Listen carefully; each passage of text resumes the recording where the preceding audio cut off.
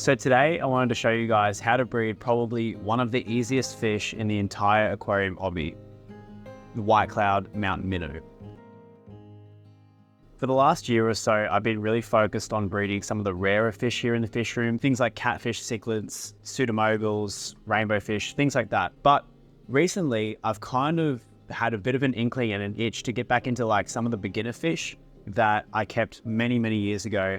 And I thought today would be a great opportunity. I really want to breed these fish. I wanted to show you guys how easy it can be to breed something like this. You really don't need a lot. Today, we're not even going to use an aquarium to spawn these fish. I'm not recommending that you guys keep and grow out fish in buckets and tubs like I show you how I do with the spawning.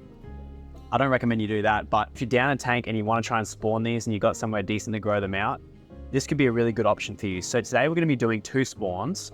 We've got a spawn that's going to be in this esky box and a spawn that's going to be in the bucket. Now, I've never done the bucket before, but it's probably going to work. These guys just breed so easily, it's not even funny. So I've got a few other instruments here that I'm going to use to spawn these. So the way White Cloud minnows spawn is they are egg scatterers. So what's going to happen is you're going to get males and females. You're going to plump your females up like I have. I've been feeding them brine shrimp, black worms, high protein foods, bug buffet. They eat bug buffet every day for the last couple of weeks, and they'll get nice and plump and full of roe. What we're going to do is combine males and females together, and I think these guys spawn in the morning, I'm not too sure, but we're just going to combine them together. They probably spawn every single day and lay hundreds of eggs, and then we're going to take the parents out, the eggs are going to hatch out, and we're going to raise the fry. So the only issue with a fish like this is they're terrible spawn robbers, so they do eat their eggs like crazy. So we're gonna have to find a way to separate these eggs out and make sure the parents can't get to them. So the way we're gonna do that is through a few things. So this is a pond basket. I've used these in previous videos. You can see this one's quite weathered actually. Pond baskets are great. You can see there's lots of little holes here for the eggs to fall through. So the way this one's gonna work is we're gonna have fish up in here spawning. Eggs are gonna fall through and they'll probably eat a few when they do spawn eventually, but for the most part, this will separate the eggs out and anything that falls through is going to be saved.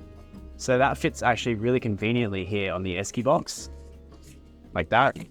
No, it doesn't. That's fine, we'll figure it out. The other thing here I have is just some netting. So this is just nylon netting. And what I'm going to do is fill the bucket up and push it down like this to create just like, kind of like a little basket. These fish are super easy, so they're not going to like get trapped or anything like that in here. And I'm hoping that if I set it up right, the fish will be able to be in the middle here and spawn and the eggs are going to fall through. I actually think the bucket's going to work better than the esky box, but we're going to see. So you can see here too, I've selected out some fish. I actually bred these white clouds maybe 5 months ago. They breed really easily. I had hundreds and hundreds. These are now my babies and I'm going to breed them again. So you can see how cute they are. They're just so damn cute. I love these little fish. They're really easy to sex out. Males have a lot more color than the females. Females will be more plump. And the males kind of have like these more colorful fins. They're a little bit more slender. I'm going to flash up 2 photos for you guys so you can screenshot it. And when you go to the shops, you can use that as a reference. So all we're going to do is fill up these buckets with water. I'm just going to take some aged tank water out of one of my old aquariums. I like to use old tank water for doing projects like this. So if you do have a fish tank, just take it out of there, do a water change and use the old water for your spawning.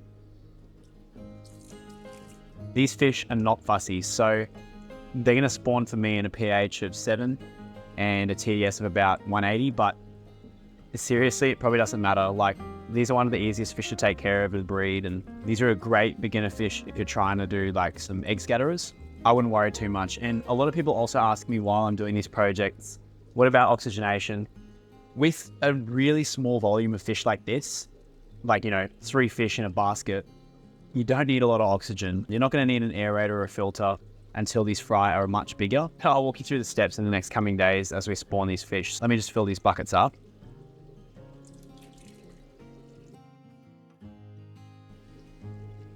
Right, I've also had to grab a couple extra instruments here.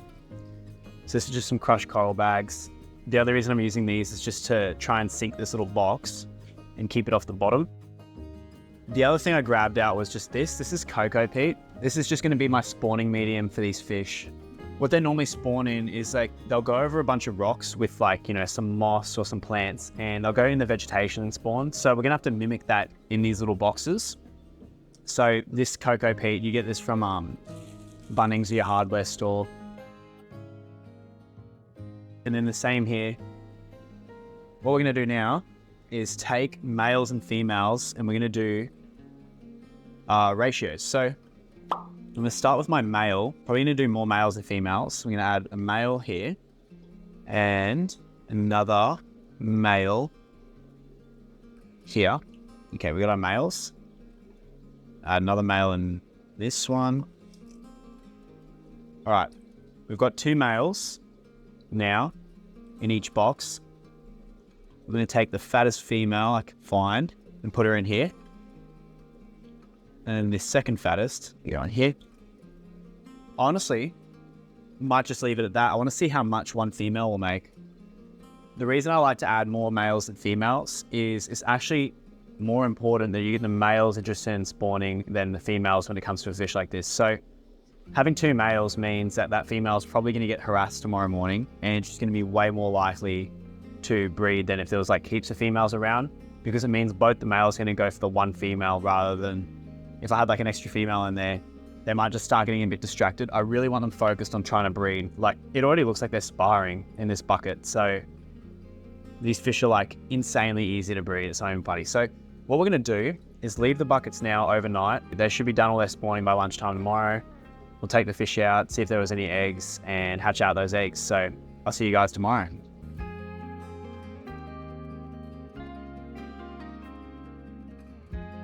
Okay, so it's now the following day. We're back here with the minnows. I've just taken both of the breeding groups out. Now we're just left with the water and hopefully some eggs. I'm pretty sure they would have spawned because all of the females looked a little bit thinner. I can't spot these eggs just because of the white bottoms. I'm just gonna use a pipette and manually check just to see if there was any spawning last night. Now let's go right down the bottom here, and it looks like we have eggs. Why don't I bring you guys in a little bit closer, we'll have a closer look. But you can actually see the embryo and I think it's called a chorion layer around the egg.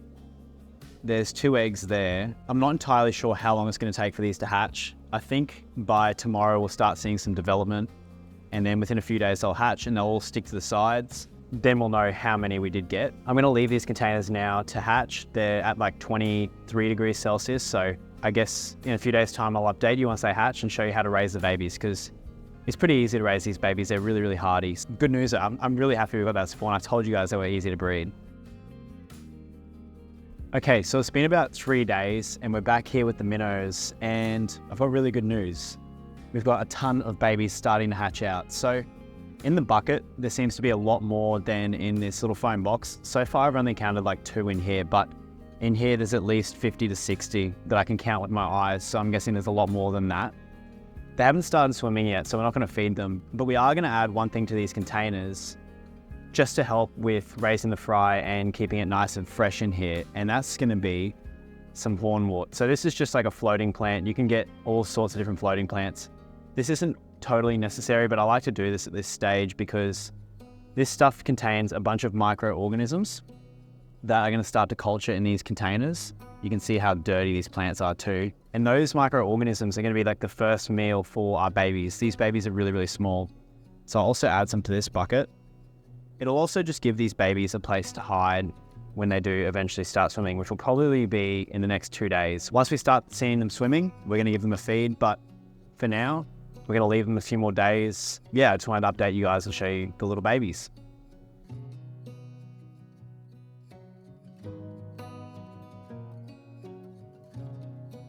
So it's been another day and our little minnows have kind of started to free swim. There's hardly any here in this first box, but the bucket seems to have worked an absolute treat, and there is heaps here on the surface. They're still kind of sticking to the sides like they were yesterday, but they've started to become a little bit more free swimming. And today we're going to do a few things to the buckets to kind of help them out and try and make sure that they don't miss their first meal. This is like a really crucial part of the entire process. If we stuff this up, make the box dirty, or if we forget to feed them at some point, these will die and it'll be a total fail. So this is probably the most important part of the entire process. What I've done is I've gone ahead and squeezed out a really dirty filter here in the fish room. And you can see there's like a dirty bucket of water over there. We're going to use this to feed our little minnows. So I'm going to feed this today, and then tomorrow I might start feeding some other different types of foods depending on if they start to eat. But that filter is filled with tons of itty bitty microorganisms that will act as the first meal for these guys. I've seen lots of people do infusoria cultures.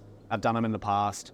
This to me now is my instant infusoria. So what I do is simply just squeeze out that filter, let it settle a little bit, and then I take a scoop, and you can see it's just like this cloudy mixture, and in that is infusoria. So what I'll do is just go along the top of the water in both containers and feed that.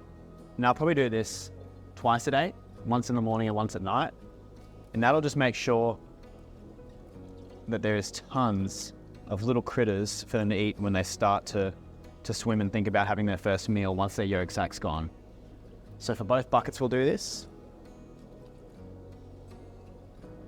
This is such a good food for them too. If you looked at this under a microscope, you'd totally understand what I'm saying. So you can see it's changed the color of the bucket, which is good, and it's gone a little bit cloudy. What we're also going to do now is add a cleanup crew to these buckets. So these little fish are going to start to create waste, especially once we start feeding some prepared foods like bug buffet. And we're going to want something in here to kind of help break down that waste into mulm before it can cloudy up the water and create ammonia and kill these fish. So what we're going to do is add some snails. I've just got some baby mystery snails here. I use these for a lot of breeding. I'm not a huge fan of snails, but these seem to work really, really well for a lot of the breeding that I do. So I'm just gonna add one to this first container. I'm gonna add two to this second container. And these snails are gonna go along the bottom, clean up all the waste, just help clean up the bucket in general. They also do create a little bit of infusoria as well, just from their waste. And yeah, we're just basically trying to turn this into a little mini ecosystem. So I don't add the snails once the eggs are laid because they eat eggs, but now that these eggs are hatched, they can't eat the wrigglers. From here, what we're gonna do is tomorrow I'll come and update you guys on the buckets. These fries should start confidently swimming, and I'm gonna probably give them a bit more of this filter juice tonight. Yeah, it seems to be all going as planned. Okay, so it's now the following day, and our little minnows have now started to free swim.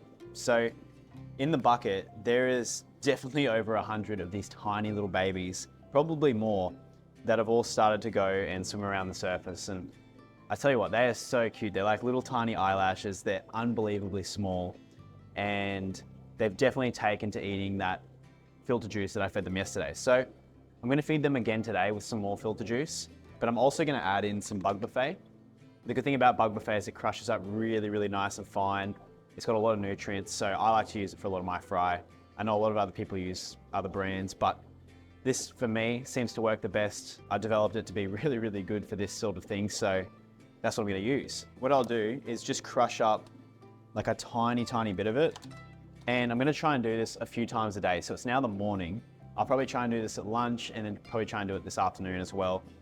More little feedings often is better than one big feeding when it comes to fry. So you want to feed them as much as you can, little amounts, just to keep their bellies nice and full and help their growth, rather than feed them once a day. It just won't work. If you have a job, feed them before you go to work. When you come home from work, feed them straight away and feed them before you go to bed. I'll just take a pellet and crush it up into this nice little dust. You guys probably won't be able to see this on the camera. There's like a really fine dust on the surface. And this is why we added the snails, because these fish will not eat all of this powder. They'll only eat a really small amount, but the snails will eat the leftovers. So you don't need any Sam. I won't lie, Sam does like a bit of bug buffet. Don't you? You're a weird dog. They're gonna start to eat that. I'm gonna feed them a bit more filter juice. I just wanted to update you guys. I'm probably gonna update you when I start feeding some brine shrimp over the next few days. One of the most satisfying parts of the process. They are eating it. They're like jumping at it.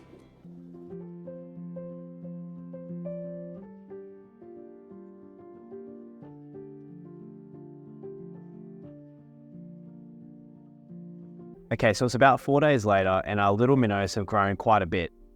They're still very, very small, but they've started to reach the size where we can start to feed them something a little bit bigger. And this is when I like to introduce baby brine shrimp. I haven't run into any issues. I've been feeding them, I think, 3 times a day just with the bug buffet, and they've all been doing really, really well. They're all free swimming, going up and down the bucket, and there's so many in there, it's not even funny. So today, we're going to introduce some baby brine shrimp. This isn't essential to breeding, but I find that I have so much more success when I use baby brine shrimp. It's a real good step up in your breeding. If you're new to the hobby, it's not hard to hatch out baby brine shrimp. I've got videos all over my channel on how to do it. It's super nutritious, full of protein, it makes them grow quick, and you actually get a better survival rate of the fry if you do start hatching baby brine shrimp. So we hatch out baby brine shrimp every day, and all I'm going to do is feed a few drops on the top of the water like this.